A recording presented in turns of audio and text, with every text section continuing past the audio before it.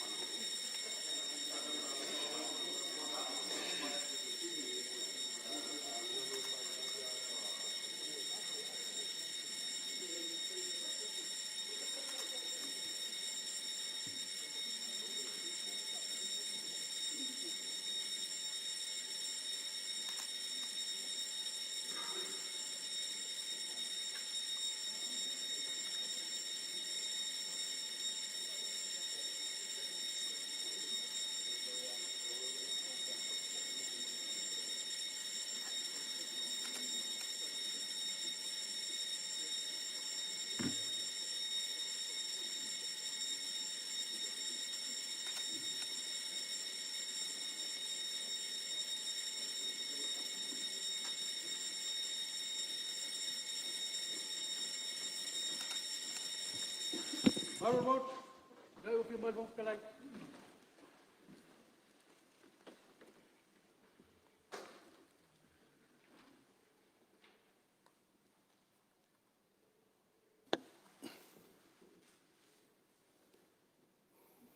Tatu talo.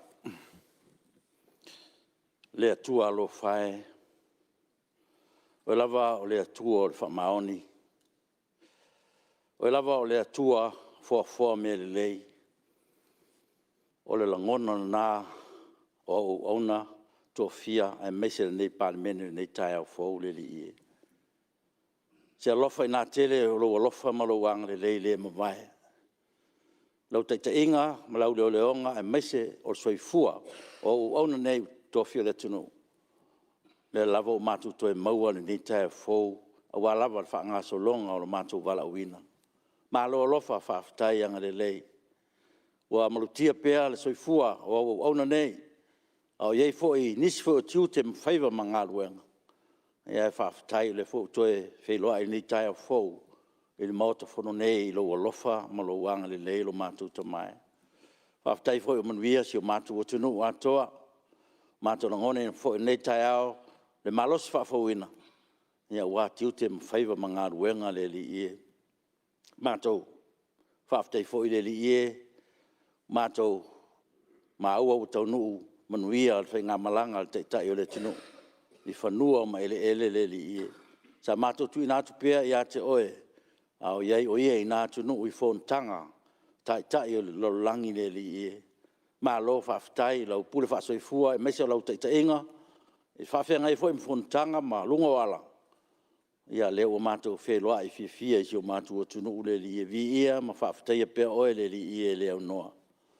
O matu talo atu ta mai a fio mai alo wanganga ta ito ruaina au na nei ia wafo i le matu filinga le nei aso ma le whatinoina o le matu ngā ruenga.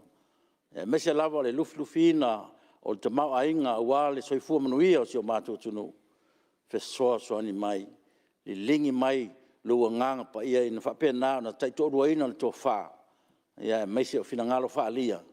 Awa lava se manuia o si o matu tunu. Whamanuia tapo inga si o matu tunu o atoa. Whamanuia foile au whaitatalo au na tutofi tono le tunu.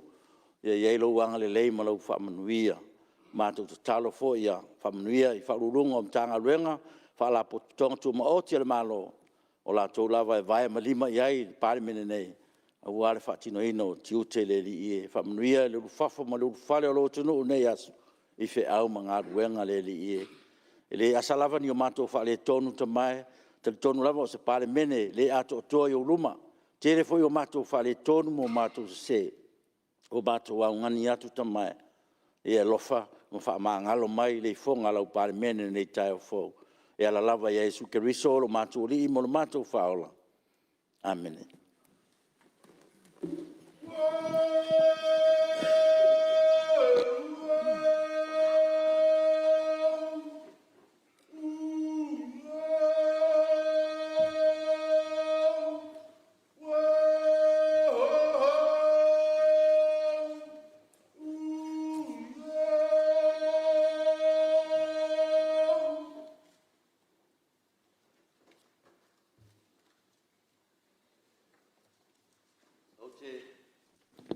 O te whasisi lātu wa amtania nei a tau manga o le whanawao whaitu la whono.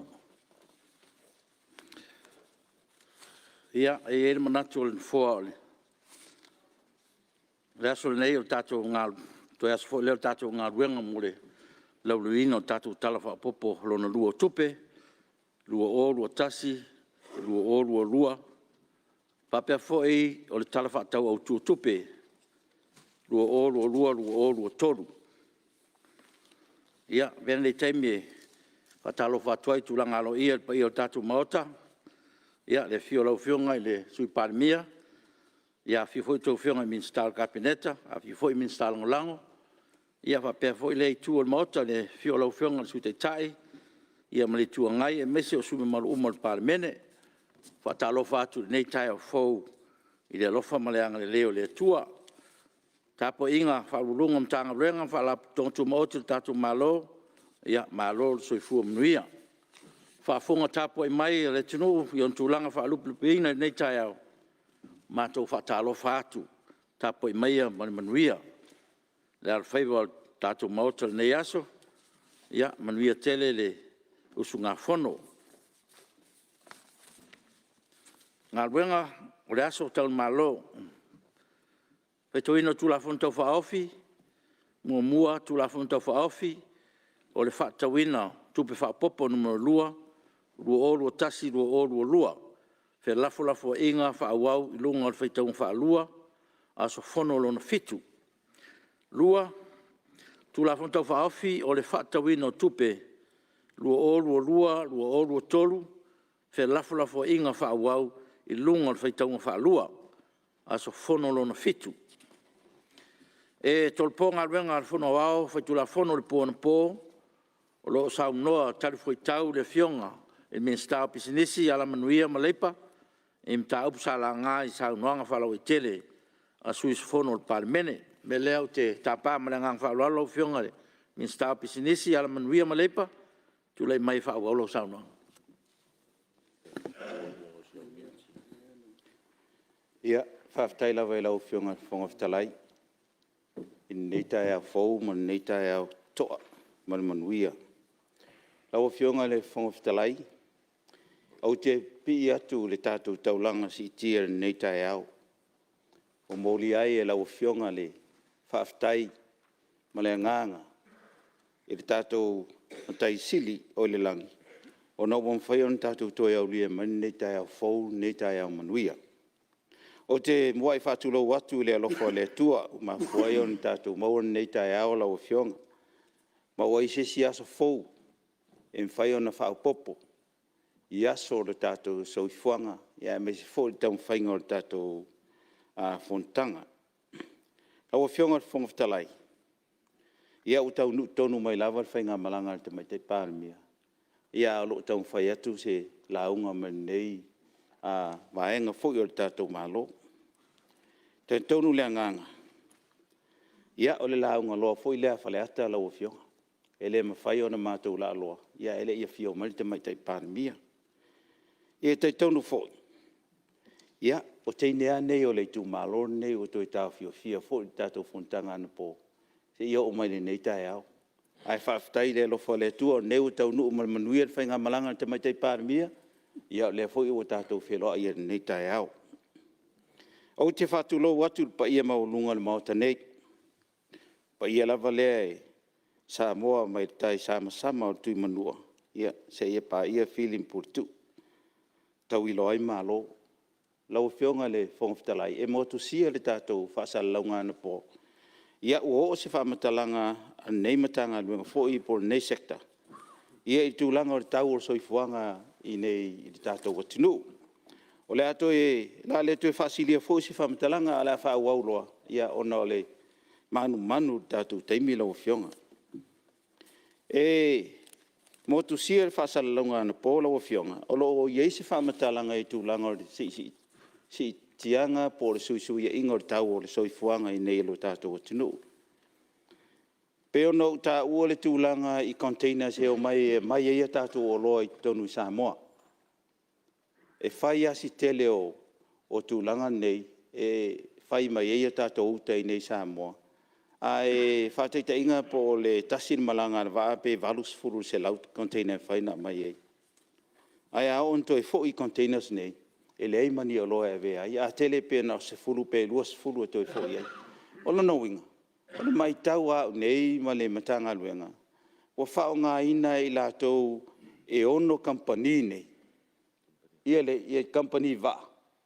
Ia le tau e au mai e le o loa I Samoa. Ma le tau e toi wha fo I e toi container ia tunu I whafa. Ono leini o loa e vea. O le mea la le lau o mai tauina. Ua pe wa taunga tā ai.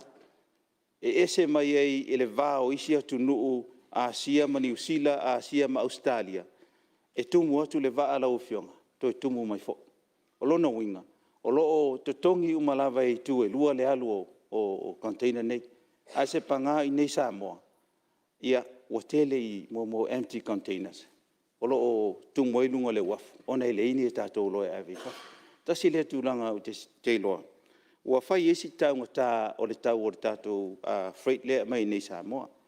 E le ngata I lea lau fionga. E mai tauina fo I e le matanga luenga mau nei. Le tele o waa. E so polia lo tātou o ngā sami. E o mai Amerika e o ana I New Zealand. E o mai New Zealand e o I Amerika whapena fo I ma Australia. Ai le a whea Samoa. Ona I le mafuanga. O waa nei o mai nei Samoa lau fionga. O loo mai lava lātou mai eia lātou silingi e mwhai e ona awe ilunga container ma mai lalo. Awe lalo ma awe ilunga. O waa la e ko losi tātou o ngā sami. O waa e whio ai. E le eini a lātou silingi pe le eini a lātou grains e tu laule malu tātou usunga fono. E le mawhai e la ona amaini tātou loa. Ona e le eise grain I lunga o tātou wafu nei Samoa. Ia o le fwela talo atu le fionga le mista. O le waf, pele tanga I le tūranga lea, ina ia whai se tātou silingi, I lunga o tātou waf, ina ia mawhai o nā whea I e waa ia o loo whea I mai tātou o ngā sami, o nā mai e fo in tātou uta I nei Samoa, ia mawha awau o tuai mo Amerika, pe wha awau tuai mo Australia, ma New Zealand, a tono I iei se fisosoani I nā lau o fionga, ina ia mawhai e o na wha kaungo whie ia tātou o loo whea whea I mai, ai whaingata. Ia e tasi a pe lua nei waa I o mai nei Samoa. Ia ma Australia e leo toi o mai se tātou waa I Australia I Samoa nei. Wāti le taunga tāla o fionga. Ia o lea fuela te talo ato e le fionga le mista o ngā luenga. Pe le taulo onti tiro se waa lava ia mo Samoa.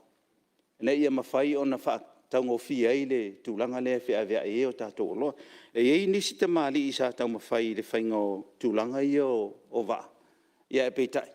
Ia pe ele whea ua wai, ia ono tele o nisi company, ia e control mai lava suppliers mai whafore me awe eila uta.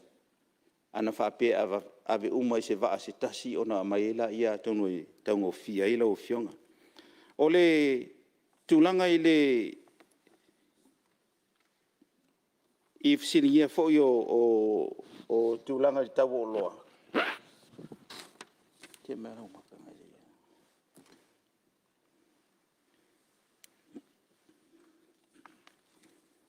O tiute o matanga luenga ma komisi o whainga whatau wanga le o ei nei, le la o sui ei nei le tato Price Control Board.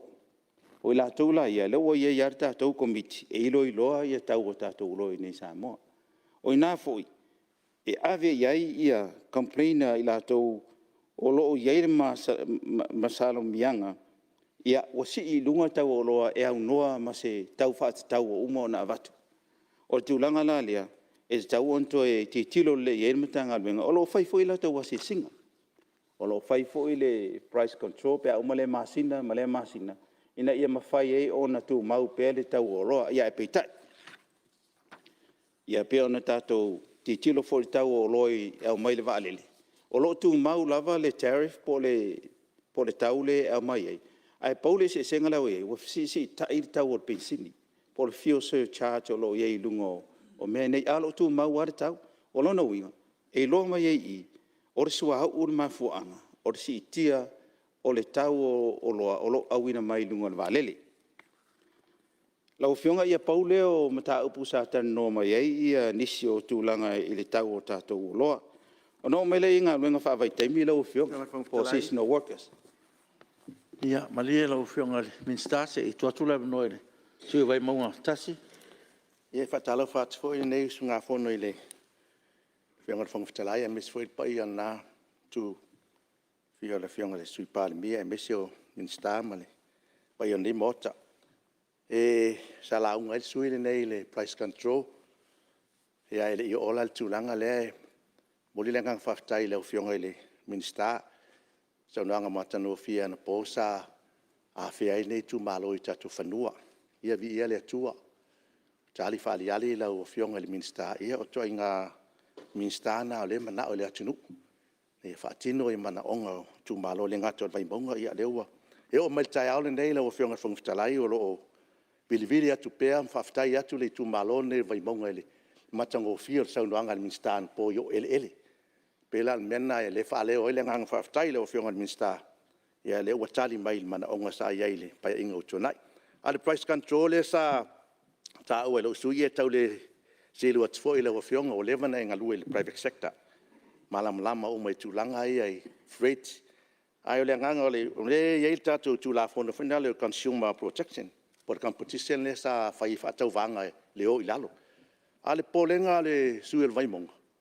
Ona wa taimi nei wale ai pe ne sa uno wale ai ni va e mai o loa.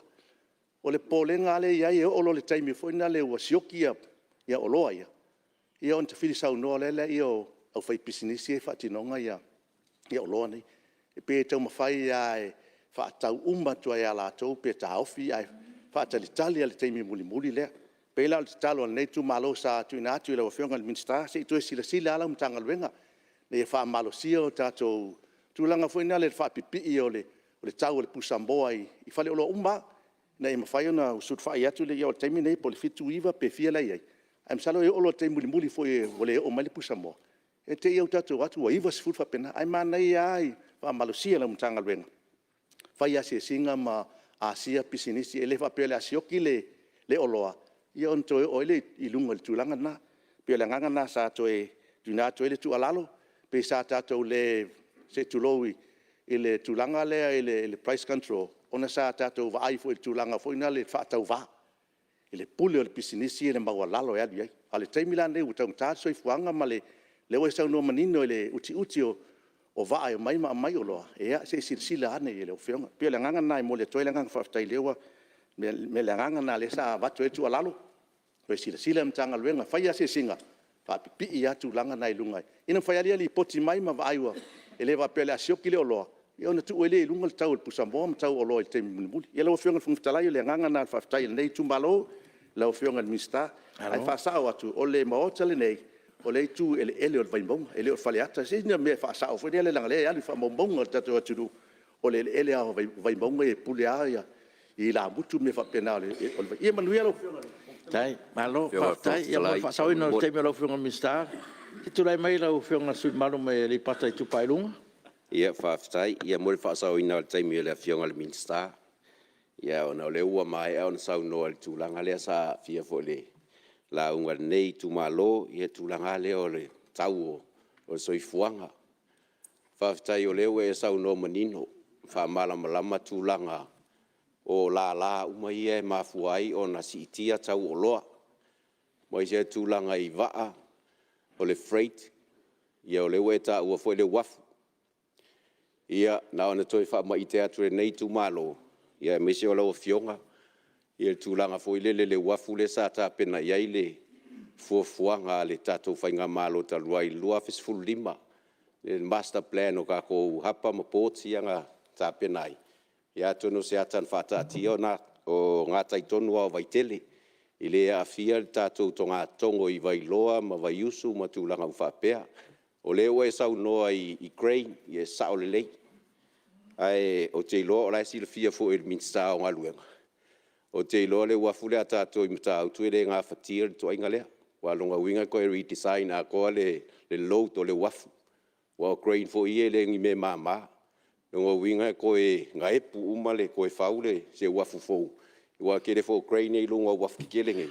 E mō pae le fe oa I me kuaia. Ia pia ngā se kulanga e whama ike akupea. Le kako wafu le ngā fuafua se wafu kele. e design au e uma specifications e ai grain ke kele ia pe afa pe wa ngai ka fai nga malo Lau fionga le ku ila lo ia whakawhitalai. ia kulanga ka freight mo O le kulanga fia Leo pesa mau o ina alo la fia, o tātou teimi. fa lo fa ftai E leo Whaftai. i eile sua Ia. fo le fionga le li fai pule i fesili ia. A lea lau tali atu i le sia uso mai o i vai maunga. A ta tia le mawhauwhaunga o le fionga le li fai pule. Ia, o lea fo isa o fai atu. Le ai. O te au le whainga le waf. Ai le fai e fale ata. Ave fai tua pe a pe o fingano na o lau fionga. I tua i tau i tu malo. Lau fionga le li fai pule. Vai maunga whaftai. O te ilo tu langa fona na mai ia ia e no fona. Tawana i ese se fai el mea olo e fina ngalo iai. Ia o lea la atau mwhai atu. Ei whaftai mo lau whautuanga fo i si tianga o tau oloa. Le whalongolongo atu mtanga luenga. La tau e whaatino ina mea ia. Wa umo na whaatino, wa umo na iele au asiasi. Ai le mawhai o na tātou controlling atu tau ole oloi nei. Pea whape sau mai whafu. Ia vanga nani o loa o whai nei Samoa na mwhai lai o na tātou whaia. Lau fionga le whongwhitalai. Au fionga Ia talai. lau atu le tūlanga le o le wenga whawaitemmi. Ia, mani alo fionga le. Minsta se totu mo. Ia sa Longa tō le ua. Tau se e se le whionga le minsta mai di. Me ia sasau no i ei. Me ai o le mauon tātou marketi. Man tātou partners. O e tau te tātou te whatawa. O tu e lau whionga le whiwhasi atu. Po i ei se ia se ati nae se development o le tātou whatau inga. Po ele le regional Pacer Plus. O le whatu le ofisa nei. Wata sina tamu whainga sa tau whai le maro tuna i atu. Ina i mwhai ona tātou whatawa i ama tauno tātou region. Ne whape o fua tātou containers e le ini me avea. Ia atonu a maua tātou marketi ho i nu ua al Pasifika. Ia atonu e le o i tūlanga lea. Ia nā unga fia tu lau whionga po e se e alualu rua po aluanga i tua. Tai. Ia, tura melo fionga minsta. Ia, whaftai lava mor whafsili. O tūlanga le Pacer Plus. O lea ua iei sa moi tono le iei ngā le Pacer Plus. Ai peitai. O lo iei lea tunu o le Pasifika pito sile o na tā ua le Pacer Plus. O lo tau mawhai e mai tono a iei ngā nei. O fiti. O lo whatu ese pēr fiti i le Pacer Plus. Ina ia tau mawhai e pui. Pui fo i le lātou ta mau ainga. Ma pui ia lātou products mo le mai tono Samoa. Ai mesi fo i isi atunu. A whapea lola e awai mai fiti tono a ia inga nei. O te tonu. O le a mata o na atoa mai ia le tino o le Pacer Plus. I le taimi nei. O le wai nei lātou ofisa. O le fo o ngā lulue. O le fo o iai le manaonga ma ia inga Samoa e awai atu. I tūlanga o umo na whaatūlanga o le Pacer Plus. Ia e peita i lau fionga. Ia o whainga lava leo tūlanga whape nei. Lea sa toa au fo i mai le fono le Ministerial Conference. WTO. Lea sa iaia inga sa whai. E tasi ala tu nuu. E le maali lia i sa inga. E mesi ala inga o le fishery subsidies. Lea o lo te iei intia. Lau fionga. Ua ova ma le luas furtau sanga o tau mawhai e whai negotiations au mea nei. E le awa intia o na rutulanga iei. E to tele an tangata whaiwhaiwa. Ai a batu subsidies o mea nei. A tu whai intia. Nā te isfuru waruta la a le whaiwhaiwa e tasi. E ese mai lai whaiwhaiwa Pasifika. A mai se fsosoani. E maua tai toru sa furu wafi. Ia o lea lava e tau whaatali ri tātou tupe maua lea. Pe o lea nganga lea. A le malie i eilea tunu e tasi. E whainga tā lava o na atoa se ia inga. Ina ia mawhaia. Ia lea la ua malie ia intia. Ia inga i o whainga whaiva. Lea la ua iwa na umi. Hu ia lava na umi le fono. A lea ua mali le umatu nuu o le lalulangi sa iai. Ina ia mawhai loa ona mai le subsidies lea o whainga whaiva. Ai mai se fo ia whaatoanga. Wo o vatuar me ta upu le lau whionga na le ua mai le Pacer Plus. E whapea fo i lari tūlanga ia fiti. E ta ua te i le Pasifika. Lea uai mai o fiti tūlanga ia. Lau whionga whongwhitalai. Ona ua o mai la ia ngā luenga whawai teimi. Ele umi fo i se manatu tūlanga ngā luenga whawai teimi. Ona o le ua amata o ngā lulue le komiti. Le komiti le toe ia aia inga matutuunga, ai mai se fol tūlanga o le piki ina o tangata i ngā luenga whawhai. Teimi peo nau ta ua se teimi ua tuanai. O i lātou e te tau o na whaamua i ngā luenga ne, o lātou e leini ngā luenga o unemployed. Ai fōlinga mai. O le process le lo whaatino o mata ngā luenga teimi nei. O lo o alu ala tau tangata e sau e whai mai, e le eisa na ngā luenga o iei. A whapea la e saur fō mai, o le tausi mai, po le leo, po le whai aonga, e whapea mai le mata ngā luenga, o au e le eisa o ngā luenga. E le eisa mea le tātou mata ngā luenga, e whai iei, o na lai sau lunga o le tūlanga, e le o whai ngā luenga. Le ala ua iei lea iei inga teimi nei, o le ua iei le komiti, o le komiti nei o lo iei, o le Samoa Hotel Association, o la tau i e pito sili o nā fia, o na ua ave umoa la tu tangata i teimi lea sa lockdown o le tunu. O le Chamber of Commerce, sui le International Labour Organization po le ILO, Samoa National Council of Churches, a fia ai ma au lotu o na o le ini au whaipese. Samoa Association of Manufacturers and Exporters, wa a fia ai fo i malatou o le ini tangata, ia o lo iei tonu ma Pautasi Development Trust, o la tau ia wa levan la tau whatinoina nei ngā nuenga. Lea lai a mai ela ko expertise po la tau sosoani, i le tūlanga lea. Samoa Workers Congress, matanga luengo tinamata mai taia tina e o nuu ma anga fsotai. O le nganga o minsta ma le nganga o nei. A mai tua le recruitment. I a tumalo te tasi. Le ua iei ofisa o tatou i tumalo.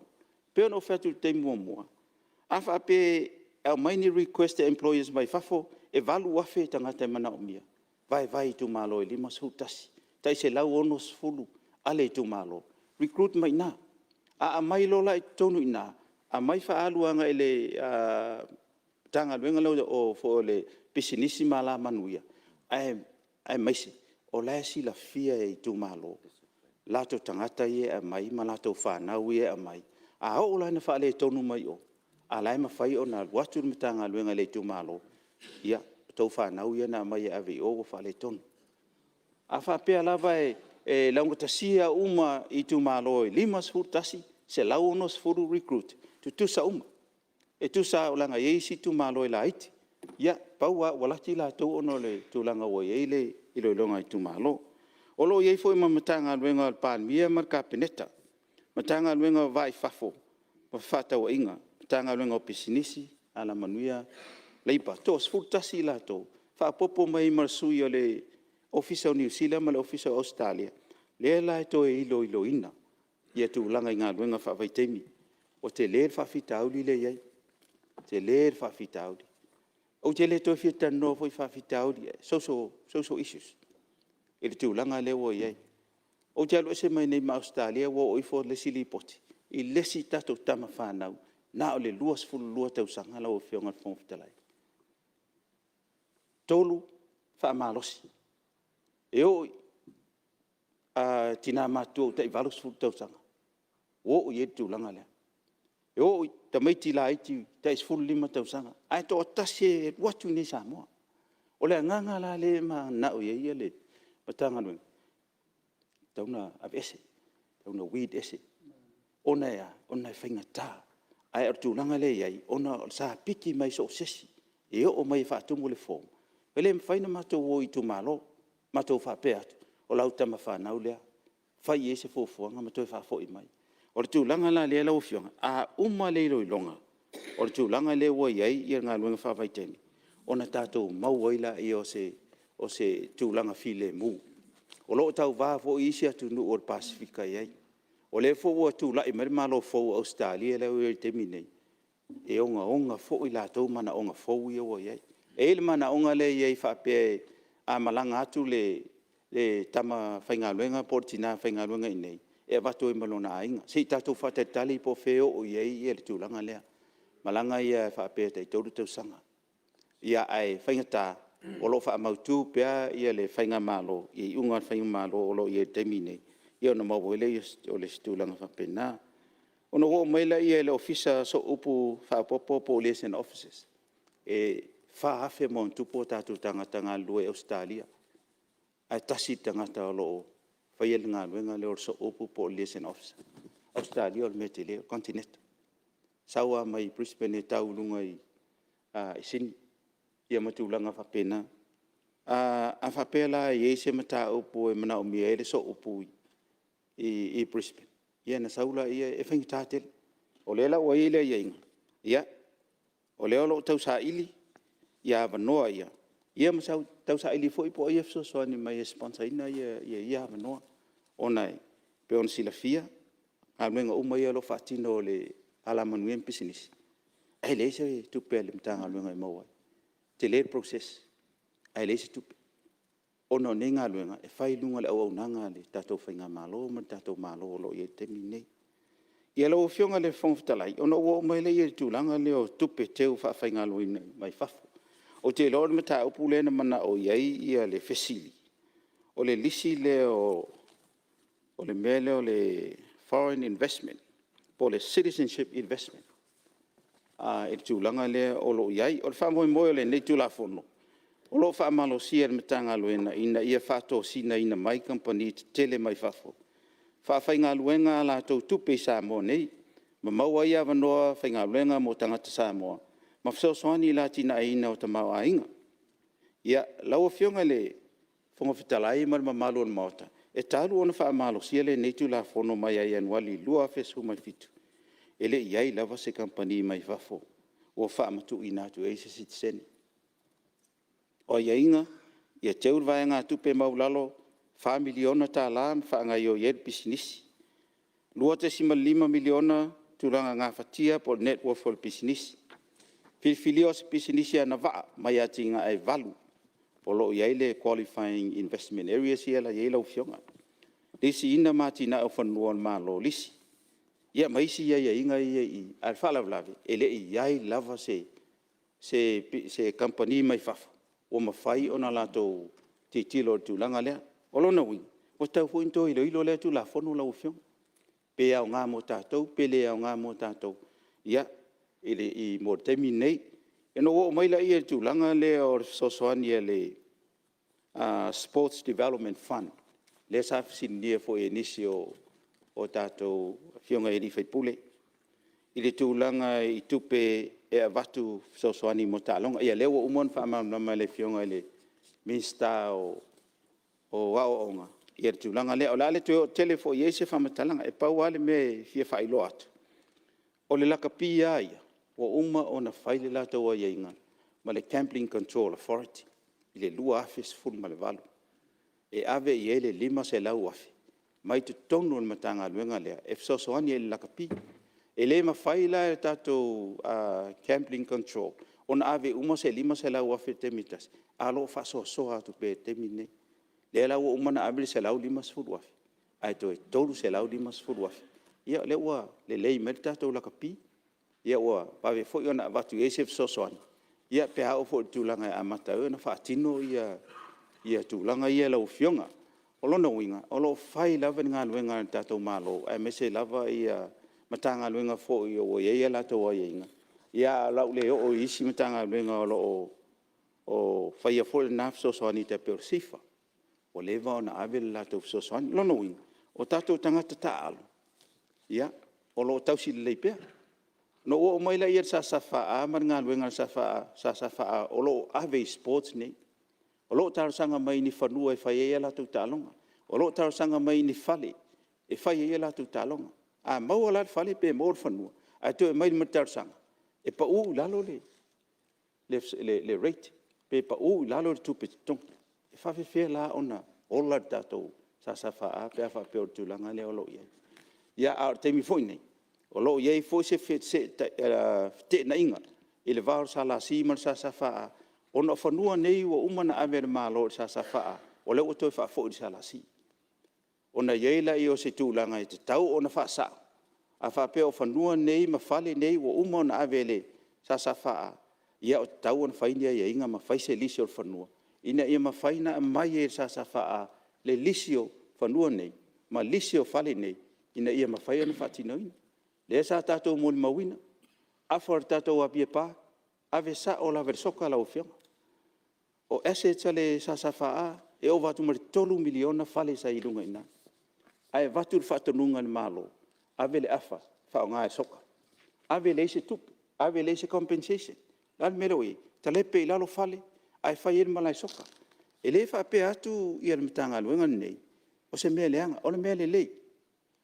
A o fale na fau, na fsio soani mai e ia malo saina. E le mafaila o na faia fa apea, ia inga nei. E te tau o na iei ni compensation ne lei. Ia la fo e, fa moe malisa sa fa a tato whainga malo. I le kranti le vatu i pākiaki tau sanga uma. A ua taun fa mautu ni lisi mo sa fa a mai e le sala si whanua ia. A o la tau lisi, tongi mai matangata lau te whaongaina. A le whalau lai. E ave i, to e vatu lisi whaka, to e ave i o, to e mai lisi whaka, to e mai i. E alua ia whapenei. La o fionga fonga fitalai. Ua tau o na whaisia ia inga lei.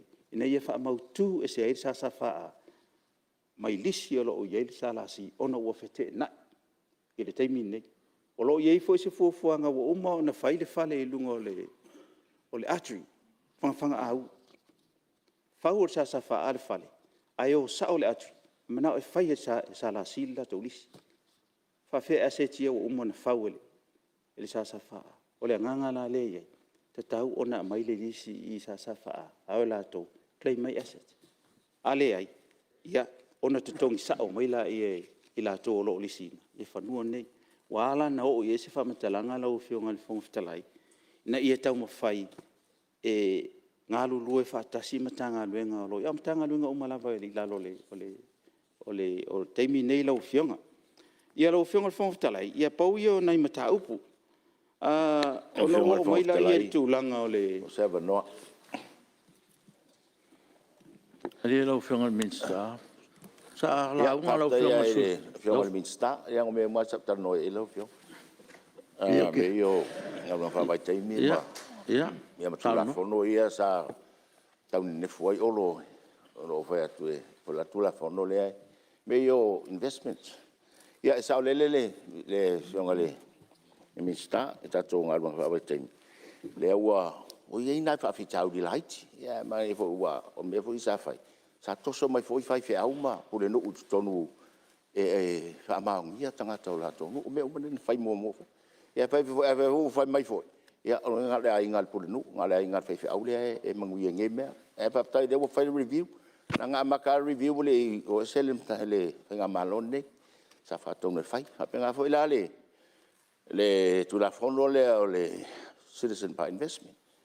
Ia a tonu e te fia foi la ofionga. Whatever na ia la fatonunga ia ile matanga luenga review ia le tula fono lea ona ile o yentanga ta o mai ia paitai an ia pe ale o Australia le sosanga Australia ngai fanda ia faitanga saule le consultant fa pitona ona o covid ia paitai le ua o titilo iai nanga ua se me o town fai paitai le ua fa longo atu ai man tu fa la fionga le mista no mua tal sangatu elo fionga isi liaison officer sexy liaison officer wai leta tai ona lava to tasile sai e o avol to lua pe to langa tele mele wa nga ia ta to tang whainga luenga sa wai mai lea by Victoria tawa in lungai i Northern Territories ia e tele ai sa wa pe wa sa no mai la wa agree Australia la to te fundinga se tato te stangata no fato i to tang fai ai fande la to tau sanga mo lu mai na ta si tau sanga ne fa pe ia po tu mawana me po ko me foi Australia ngova o e se la to fai nga malo ia le yo onai manatu na langa le sa o me lo fio yo la le o ai me sa fa nga sa ai fai si la velavi te la tu foi la velavi a to ama mai si whanua e rei whaungaina. Ia ai papatai o nau, whai leia, ia nilisi fo e mawai tupe sa whaala tau, ia malo whalo. No, papatai. Ia, maloa. Ia, lau whionga mistafa, me lau sauno. Ia, papatai atu lava. Mai maue pean whapeni whaiunga im whaion whai tō tasi en minsta. Ia nai te sira fia leila walau whionga e te le tamisanga. E wha moe fo i le Foreign Affairs o no le vāma mātunu ia, ina ia mwhai ona whasoani mai ei, ai whawhitai lava, o lea lava tati au tutusa ia i tūlanga lea lau whionga. Ia, ono ua o maila i le Samoa Airways, talo whae Samoa Airways. Talo whae le au whainga nuenga. E ese ma le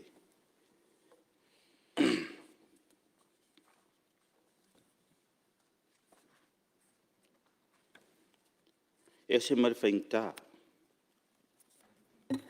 O whai unga whai. Ia fia ai au whainga nuenga. A fia ai a company. Rau whionga whomftalai. O te tū nā tu nei whamatalanga e tu sai fo i mawhina ngalong whaalia. Sui ma malu o le whonoa o. Whai tūla whonoa. Whaasanga ri company wālele Samoa Airways. Hapei fo i ma le toi wha fo i ina o le wālele. O loo nau ta inga ina o tu ina mai company wālele i lalo wharapatonga o loo waia. O le wha mua ia ave i le wha matu ina o tūlanga.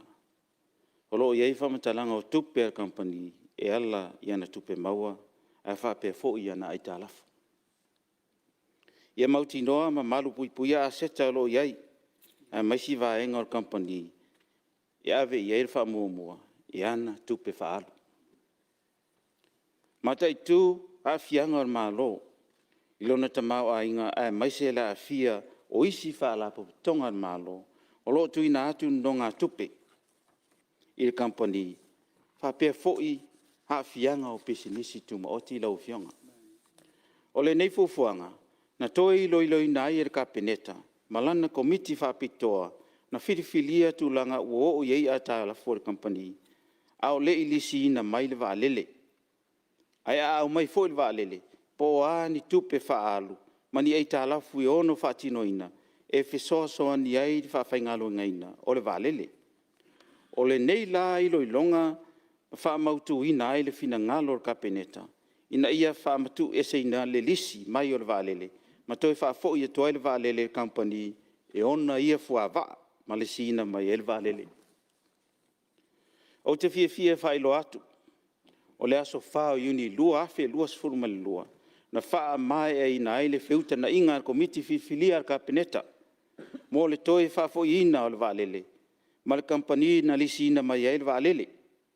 O loo iai fo i se vaenga tupe o mali lie ai le company, e ona le vaalele, ma le komiti fifilia al kapeneta, ina ia tongi ngā atu, mo le wha mutaina o le nei lisi, ai le i mai e tausanga o le lisi. Lau o fionga le whonga fitalai, o mali enga na lisi ina mai e le vaalele mo le valu tausanga, ai ua mai a nei feutana inga al company, ma le tātou komiti fifilia. Ma ua wha matu ua tuai le vaalele wha apea ma noa tianga, sa noa tia ai tātou. Company ai maisere malo e tusai malana wha malumalunga o le nei malianga mo le valu tausanga, po le government guarantee i le valu tausanga. Ono tūlanga ma ale o le malianga, ma le puipuia fo i o le au whaisea, a le company na lisi ina mai e le vaalele. Pei on masani ei feutana inga wha pisinisi wha vau ma lolo langi. Se tasi vaenga o le malienga, ina ia tau fiofi, le wha lau i loa wha matalanga o le nei malienga, se ia maea o na wha mautuina, le toni ngātu wha mutaina o le lisi. O te tausanga tuai lo uawa ma lo wha alo i sui ma malu o umo le whono au whaitu la whono, na ia tātou alo ia. Malienga o whaia nei. Se aso i luma, on whai loa atu lea ele malo nei fuafuanga uma. Mō sila fia e ma malu o lea tinu. Ai o te fia wha lau loa atu i lau fionga le whongfitalai. Ma malu o le whono au whaitu la whono. E tusa ma le ivas 4% lea o whai o tupe. O wha sa hoina mai i le toi wha fo ina o le vaalele. Pea wha tusa i se tupe fuafuina. Tusa ma se lau onos 4 miliona tala, pe a whai e toi wha fo i le vaalele, i fuafuanga le malo taluai. A wha tau taia whiutana inga, mo le toi wha fo i ai o le vaalele. e tele lava ni whaafitauli nā lia e mai ai i tātou company. O le lua afes fulu iwa, lea na ngata ai o na suaina tusi company. Ai moli lava lau whaamalo i le komiti filia ar kapeneta, na whia ngai ai mar ngā luenga tāua. Uma whai ei nei o na toi whaafo i le wālele, ma tau sa i lia au wala e soani e whaititi ai ai tā lafu ar company. Au tau sa i le fo inisi whainga whaapaanga, e soani mo whainga malanga, a o tātou tangata i Samoa, mātu nua e mamau. O lo iai fo i le whaamoe moe i le lava komiti, e nei e whaatau nuina e se teimi vave lava, le su e ina, o tusi or company, ma le tau sanga whaale tupe lua afe lua sefulu, ma le lua afe lua sefulu tasi. Ai tu ina mai le fono au whaitu la fono, mo le atoanga o lo ua iai nei le pangatia o tūlanga tau tupe or company. Pero si le fia e tau a fionga, ia o lo tau mawhai lava e sua e tusi, o le lua sefulu, ma le lua sefulu lua tasi. Ona o tele o ngā luenga to eftu nai, ma le mauti noa tūlanga tau tupe, ai mai sei e tā lafor company. Na talia ina i ar kapeneta se tāro sanga, mōr tō fia ina o se komiti whaatonu le tū mau, po le Interim Management Board. Whaatino ina se iloilonga ato toa, tolu se lau degrees, longo winga e makua toa iloilo atoa le company 360 degrees review.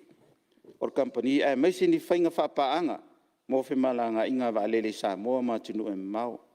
Ma se iwa vai foi, pe alanga tau na toi whaatino ina e company le au aunanga, pe whaatino ina loa i se whainga whapaanga. Ono i tū tele nei, ai mai se afianga o tunu ma whainga malanga i toa oi whavao malo, talu mai le wha mai o COVID-19 fulu iwa. Na whaatino ina ai tō whinga un te mali, o la tau lava, lava tunu. O lava si la fia i tu ai ngā pisinisi o waalele savili. A me se fōi to mai e le langa i pisinisi ua ngau. E a vea ma pisinisi e toi ati na e ai tama o ai ngosi o tātou o tunu. O le angafa fōi le nei komiti, ma le sa idio au wala e ngā fatia i o tātou tangata. O na whai malanga ai atunu umau, ai me se lava ni usila ma Australia. O loo wha mawina ele. O loo wha mawina ele to teleo tangata i malanga tā whao mai fafo. O le aunga leo wha moe moe o le nei komiti lau whengar whangwhitalai. Ma ua la tautale ina fōi lo la tauto whinga ina ia langolanga sua mai fōi ngā nuenga tātou mālo o iei nei. Ai maisi e le toi tau mawhai e vava aia se awala mautu si ti aia wanoa whe malanga i ai o tātou tangata ini pāsese pa u matango fie. E vea fo ile nei ava noe mole atua ele wha malo e komiti whaatonu ar company waalele. I la tau sa ngā lue ai. I lo o tau taimi tā ua, ai mai ser whaso ina mai o lo o tau to mai, ma ngā vaai ngā ruenga ar company waalele. E peita i lau whionga al whangwhitalai. E ese te tonunga. An nei fo i whainga malo iai, maritulanga nei ai.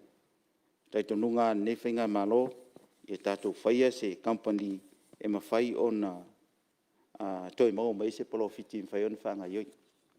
E vea fo i le nei awa noara o whionga al whangwhitarai, tāla sanga i naile ma malo si o tātou atunu, i a lava pale mai, pēa ma maua leo na sai, a tau ma whai eilo tātou malo, e sa i lia awa noa, e fsosoani i tātou whemalanga ina. E leo porsi la fia e si tia o tau o pāsese, ono le tau o suau, i atunu o lo whatawina mai eri suau i lalangi. I eina unau tianga, o le malo, ina ia wha mautuina, ni whainga wha paanga, po ni awala fo i e whemalanga i, ma o tātou nuutua oi, i se teimi lata mai la wala o whionga whangwhitalai. O le wha manga le tūlanga li tātou company waalele, ai au no o se mata upu sa la ngā, vai monga tasi, ma na maalua na fsinia i le 1 milionga waalele. Lau whionga whangwhitalai e peo na whailo atu.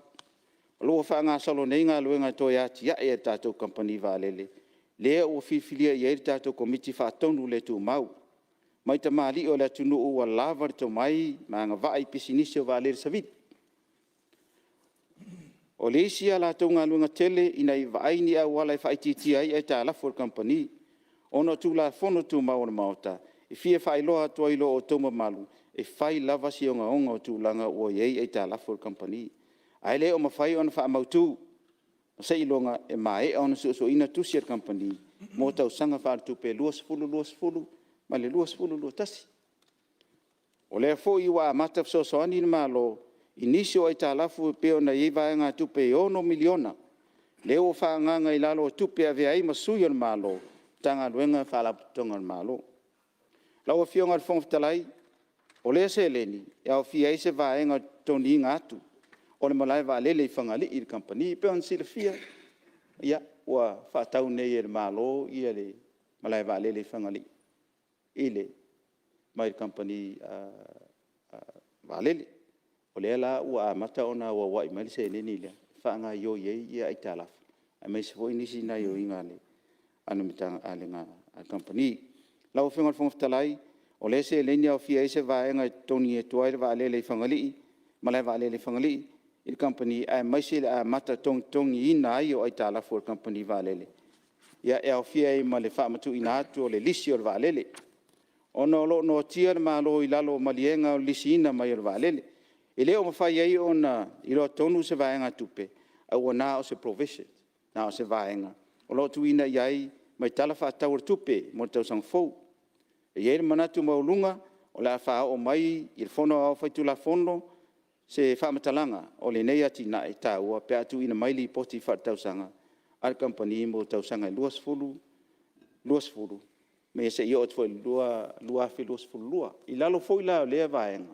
pe on sila fia olo ye la to uma ona issue la ko tickets e fai malanga ai ela vela mal vaenga le e toi refund ai tickets na tangata wa uma ona fa tawina ai le fai malanga la vai i terminate ia wa leva foi ona fa tali na tangata ia mo refunds ia i tulanga foi le olo ia pe on sila fia ia sa ye fo le tulanga ele to ngia la vanu pi fale ale o fainga lwen o le fo la o fatino ino na tulanga ale ngata ilea o le wa mai ia le lo longa mai company e sa tipi la lo 5% o te tongi o ila to sa mafai ona mo fainga malo o le fo la wa vato le redundancy ale fo to tipi fo ila lo 5% o le la talo to e company terminate ele mafai ona faina fa lua se tangata fainga luenga o tipi 5%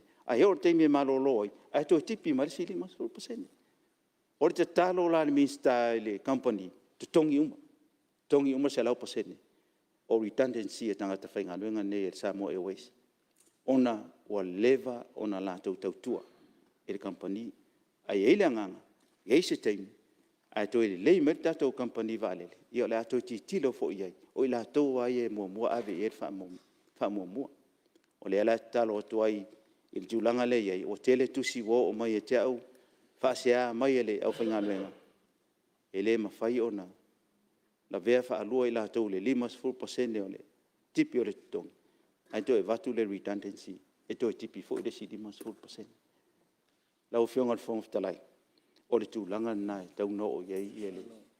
O le mea fwoi na o le alofa e company vale. Ia ma alofa i fwoi lau whinga nuenga. Ia ona whapea atu la ia lau fionga le whomftalai. I nei vaenga le aso. E moli atu ai le whaftai te le lava. E le matanga nuenga. Tanga nuenga iwa. Oro i lalo le vavainga. File mu ia. File mu pe o lupe e sa. Ona o i la tau. Ma le ia lau fionga le. Mista, puto tu la nole, tu te ta le tu ma.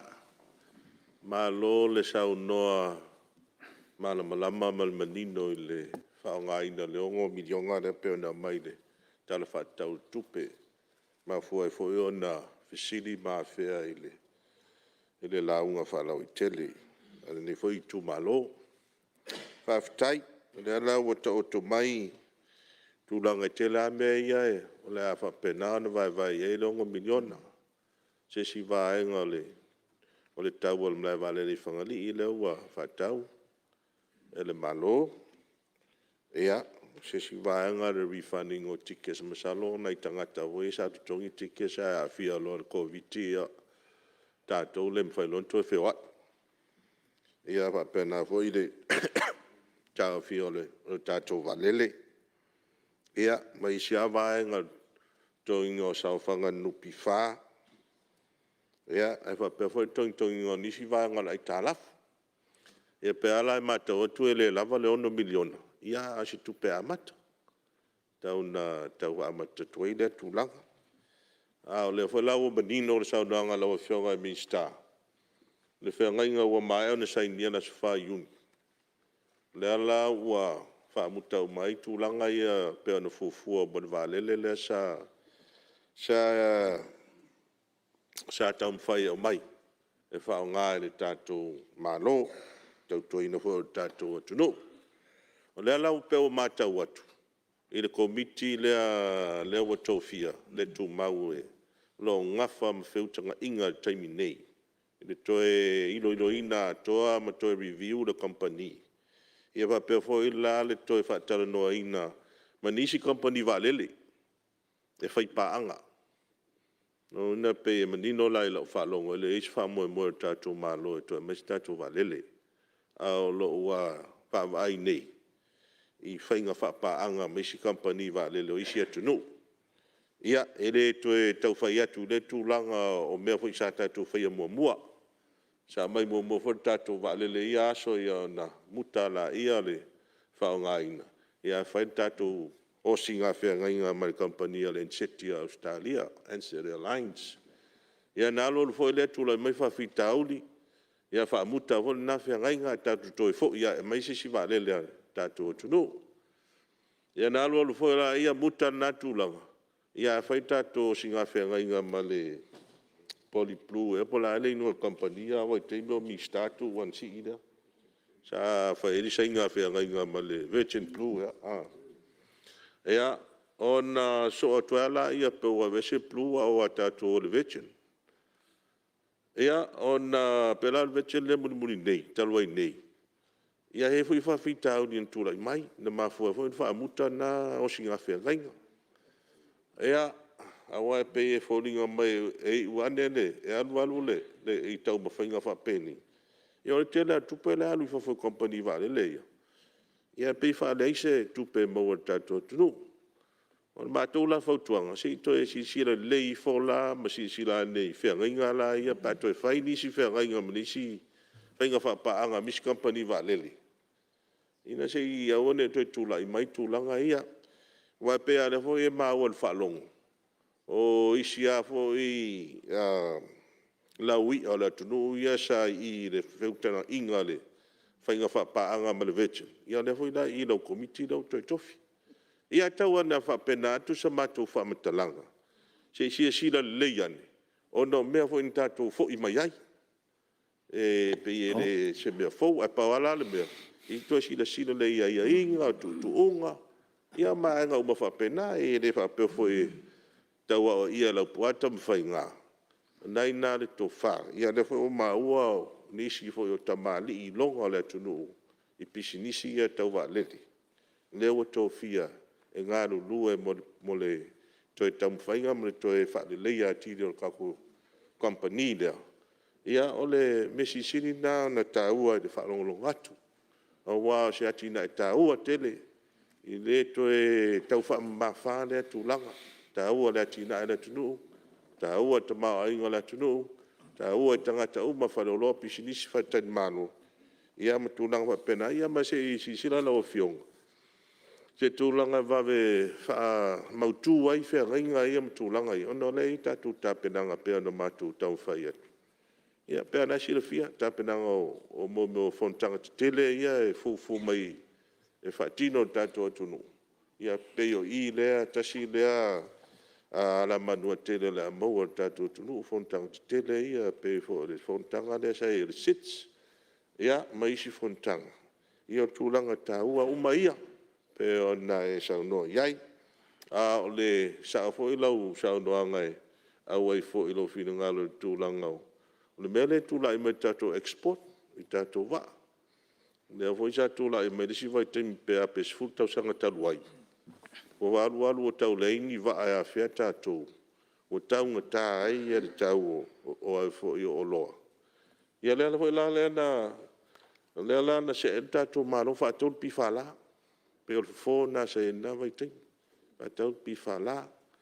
ina ia tamwhai pēr i awane i motusia tato export sa ina vai te matua fo isa e tato yasaki. Tere tasina export tere sa ia tato yo tapuni le yasaki yo pa fo ila ilalo le export. Tinen pa lalo tato export. Ia malo e fo ilunga tau fake pena e sau no. In tulanga lea mo me o loa wina mai fafo. Ia o tau leis tato export i fafo. I whare tonu ei tulanga tato trade. Ia e wha malo tulanga lea. Uma e sisi la mea fo lea sa nau e afo staufi.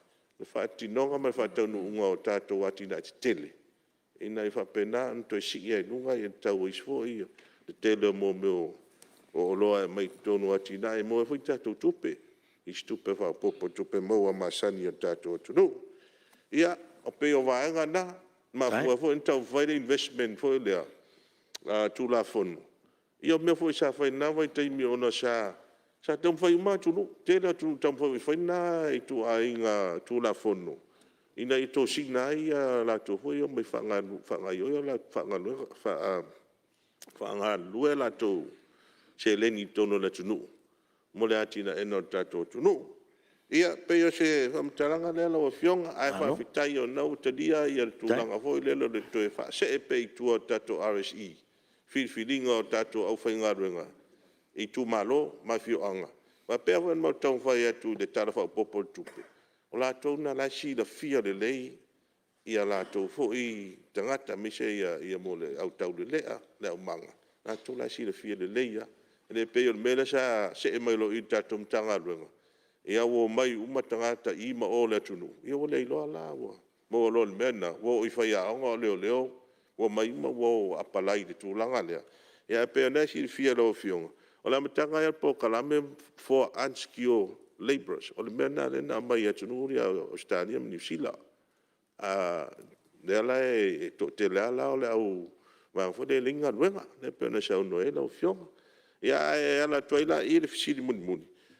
Ona o le pe e tau maua le whapea o le ala tau fia mo steimi le tū mau. Po le masina fō, po le a pe sa au pe whamaunia le tūlanga. Le po kalame lea. Lua o fisiri la o fionga minsta. Po o iei la nisi company wa lele. Wa matan whatan noa teimi nei ni tātou whainga whapaanga. Ina ia tino mai steimi nata mai. E so soani e tato tunu mo le whapa ui no pasese ina isi tau wanga ma iska ma company valera e New Zealand. Ia peo na fisili ia, whaftai mo le amanoa lau fionga. Whaftai, la loa whaftai. Ia mo le whasawina o sea waloa whapalau. O fionga mistasi tulai mai, vai mongo tur. Whaftai mo le amanoa. Ia mo le whasawina le. Taimo le fionga le minsta. Langa sa uta oe lau la unga tūlanga le balele. Ia o mātou nā wha maitea, ana ua nāle, whai mea lau fionga. Tau tāua tūlanga leo le, tāua se e stato ka padele. Le lau a le mai tūlanga pasese. O lena whai nele, mātou puking lau fionga malanga Palemene le mau te malanga i Rova asu, Romanai. Koe ki 5 apele pasese o le. The business class. Tūlanga lai na o tala noa tuai. I le tāua le e lava stato valele. E pentato tunga i teime e lunga pasese walela dictate mai ale. E New Zealand ma le vaanga leo le Qantas Australia. E pasese e mareisi longa fionga. Tatato polonga lava e teimi o walele e malanga mai i teimi foi o mai babeao e pule ala tau teimi e whaila kou sketcho a petulanga le nei tato walele o le mana i o teimi e tau te malanga i New Zealand wa pena po ilo mai New Zealand i Samoa e pena whatu mātou nā whamaitea pēl tau launga i mena e whamaitea mai po e le vai whamaiki aku kulangai, a ka ki aku ngā, o manga o kalanga aku i leo, ngā albalele, a ka ako. Ia ai, ngai ngā whai mea male. No. Whai tonu lei, ia ngā se koe whapopo aku kulanga le nā, le ka uele. Nā ngā, mako sukai kai. Le ka ua le yes ka aku alele, ia le fwoi lai, ke lengi si mea ka Ka fia ka ngoa ko. Ya la ka ke ia. Pawangal me ka wala ko fia. Tala no atu. Ia awana i tō. Whapea ngā ua, whamatiko kala ka awhi. Ia mākau le whama iki a kua. Koe ka ki aku koe. Koe se kou ko kuanga tau. O ngal ke leo le o ngal wale le ka kou. Kai as ka kou wale. Mo le anga inuma, ia mal whalo. Alo, waftai. Ia, se tula mai sui sa lenga, tas. Whaftai rau whionga le whangawhitalai. E le se whisi di whaupopo. O le ua umana sau noa le whionga le minister. Tari o le whaafisili sa atu ina atu. Ma wa ufuri na mua lava. Hoi ele sau noanga le minister na po. Tau o sina mea tau wha sao mai whamau maunga. Na sa ta ua le minister le whanua le na utara no atu. Ai o le whanua le AOT sa le longa. Ia le ai. Amali atu ele o le AOT sa le longa e ona le whanua. O le e ka le sia o ao le AOT Samoa. Ao lea ele tono sa le longa le taulanga. Mo le whaamurumati ne e ave se ina le whaafonga fo ele ka le sia. Ia mo se fo e o le komiti. Ia o le tūlanga na lea sa tala noa tuai. Ona o sa le longa. I le la vea inu o lo utu malo. Ai lo utala noa atu tono le ka le sia. Ia le ua malama whaaftai lau whionga le minister mo le whaamuramanga. Ua malama le toa le sa toa i le ka le sia. Ia peo le mele sa whatau langona i sina leo. Ua toe whao le sarasi. A lea la wailoa. Ma lava sarasi. Ma whainga malo. Ai o ni vaenga o le ka le sia ua mafuai. Ia al tārsanga le ua whionga. Pe whainu toe tu mai sia wanoa. Ia toe whamatu unga ia lea fitu eka. Ia mo le pa iyo le ka le sia i sa la whai whamul mole. Whaaftai mo le wanoa. Ia, malo, whaftai. E tau. Ia, se tu le mai sa ngangala. Lua. Tu sama. Langa le tātou tala e tupe. Ai, e reise mea siri ona matango fie o se mata upo ngaonga ai manino. Whai o le loto i whale o le Palemene. A le whaafonga tapua i e Samoa. Langa na mata upo le nei na matua langa ai fina ngalo. O lona taua. Le mata watu le nei tai au. Wa tele a whaupunga ma whaamtalanga sa whe musuai. Le so wa whaafonga le atunu. Maise le nei maota. Fo fuanga manina wa iai le kapeneta ma le nai tu o le whainga malo. Whaaftai. Leo foi wa sauno atu le tai o le nei tu sina oto tonga le tala whaasoro pito. O mea umai au ngā fatu wai le titi o le malo. Ma le tatou paia inga le nei, a wale mata upu le nei. O na whapupu atua i lea se wha matalanga. O le fuata malona lou. Nā wa ina le tō wha. A whai lava o le are tūlanga e sila i ai la wa whionga minsta, ka peneta ma le whai ngā malo tūlanga ia e manu i ai Samoa, whai le nā matato. Matu tapua ia u tō whaiva. Lava matutoe, fautuanga matua lalo wa uma na tu watu. Fea lava e tau iai o le naha. Pauar mea o ngai le vave. E iai whare sota inga ma le tātou wha ma ite lea le tai miliona. I tu langa le venga o exports ma mea wha pena i fafo. Ia, maisi nei a tātou pasese. Ia, wa e di so uso la kankangi me kera koe kongi pasese tai au. Whaisikam ka? Ia tarusia ia vave tamu whainga. O manuna, i manuia le aru whaiwara o whionga mi stama le mtanga ruenga, ia wari tūlanga nei atina e tā ua whaftai. Alo, whaftai. Ia, tu le melo whionga mi stai.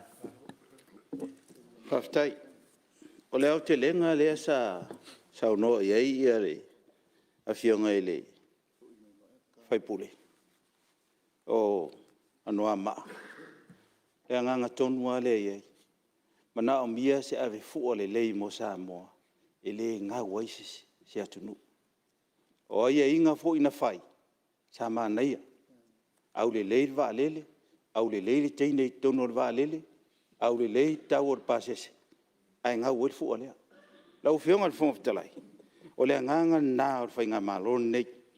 Ia au le lei uma mea uma e tau mai lava ua leva ona ave le tatou company vaalele le tatou fu'a ia e se panga e sa u whaingaluenga fo'i le polensia la la tu la au o ia sa whapukua ia li siti ale company vaalele na vai temi sa a mata ia na wha le tonu mani na vai temi wha le tonu fo'i temi no iei ai sea o le ivas furu pasene o le vaalele e o i pasese e mau o le mea na o le FOC free of charge e rei popole ina o tufa o le mea la le ua manu e nei au nei e le wha umi esi whamatara ma nei a le au te lenga e le fionga e le sui o anu a maa le anganga o company vaalele na nei e pitai ma nei e inga o i nei a le maota nei le sa sau noa ai le fionga i le li Palemene sa iei mua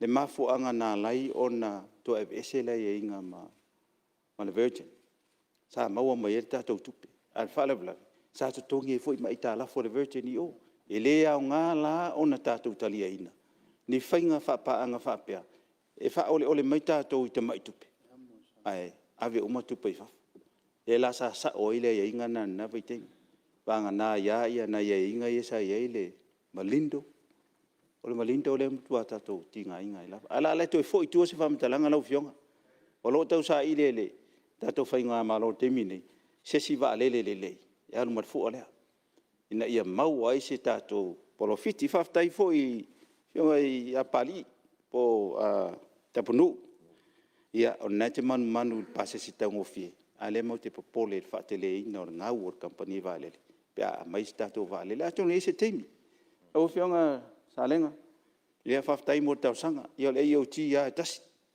o le unga fo ia tasi ai a whapea tau toi mana o whanua tau toi o mai e watu whanua au fionga le whomtalai whaftai mo lo teimi ia manuia lava le whontanga sai fua mai e manuia alo au kua ngofo ma lau fua ila o le whai masa ronga minister Ia, whamadea tula wa fionga nana o fia whaftai e le fionga minister. Pe mosa wano. ia sa no ia ka kire o le lima kua Ia le ai, whatawaina lau saunuanga mafuanga ua. O le tadi e tātou waalele, o na te manatu ale, te leo tupe lau o ngau. Ana nau whapea atu i lau mamanga meneo company waalele. O le mi ia tau su ese polofiti. Le ngata le tangata le waalele. A le ainga po ila tang tsuenga luenga. Masalo pedus fu kausanga kwa mosinga break even.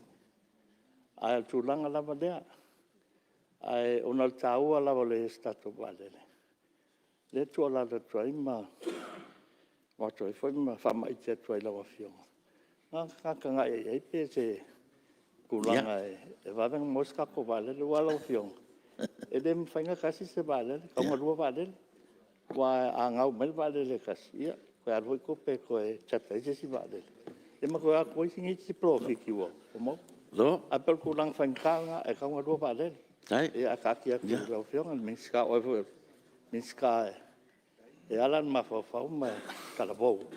Ia a kaki a kua lau fionga. Whawhkai. alo whaftai ia lau ia fionga se tula mai lo fionga minister e ai wala vai il tali muli lea le fionga ia tapunu ia fai uele launga nei vaenga le aso whaftai la mo la no ia maloa ia fautuanga lava mole anga ilu mole tuno ia ma fuafuanga tau ia au ke pole tapno ia la lava wa msalo pe family ina lo finangalo pe ala mai minister ngalu nga tele ia te roa tasina fso son tele mo ta pule te pole ia mele ia malo faftai tai lo fionga le minister ia o business ma ala nuia malepa tele tanga luengo ilalo lo ainga ia ai pia ona faftai atu tatu mota ia malo nga lue malo foi le sile mama e mese foi le au lilina o sauanga i tonon mota ia o mtua manino ia mota e mese le fafonfonga mai le tunu mele ia malo foi faiva malo nga lue malo foi on sai mtau atiae ia wale manuia o le tunu mele ia malo faftai lo fionga ia fa pe foi ia mtanga luengo o ilalo lo ainga ia malo nga lue fa manuia pele tu te faiva nga luengo fa fenga iai ia talo o le tatu mai tatu te malo lo ia ia manatu lo fionga mista nga luengo tele ia si tatu te liu mai tatu malolonga masani o tau ia la fotu foi le lo fionga a tonu fa mali ina te o isfisili a lela len fotu ai man tatu a tal nonga ni tau me le ia la fatati ese ngal ngal fono au mo langa malolonga masani o tau